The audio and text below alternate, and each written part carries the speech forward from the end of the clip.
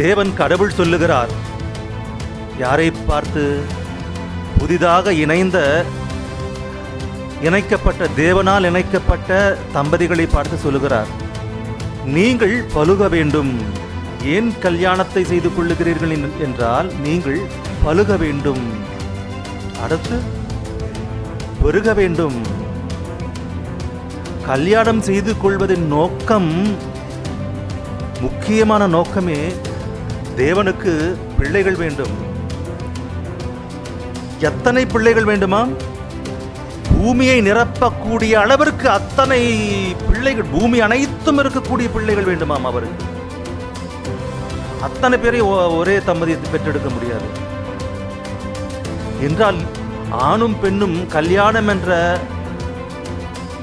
அந்த வார்த்தைக்கு பின்னால், அந்த காரியத்திற்கு பின்னால் இருக்கக்கூடிய நோக்கமே தேவனுக்கு பிள்ளைகள் வேண்டும். தன்னுடைய பிள்ளைகளை உங்கள் மூலமாக பெற்றெடுக்கிறார். அவர்களை கொண்டு இந்த சமுதாயத்திற்கு, இந்த உலகத்திற்கு நல்ல காரியங்களை சொல்ல வேண்டும்.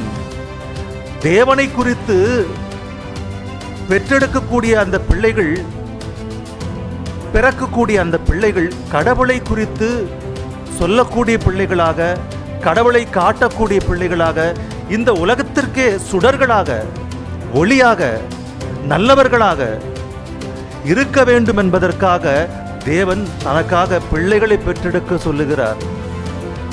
ஆம்பளா கல்யாணம் பண்ணா பெற்றுப்பாங்களா? அது கல்யாணமா?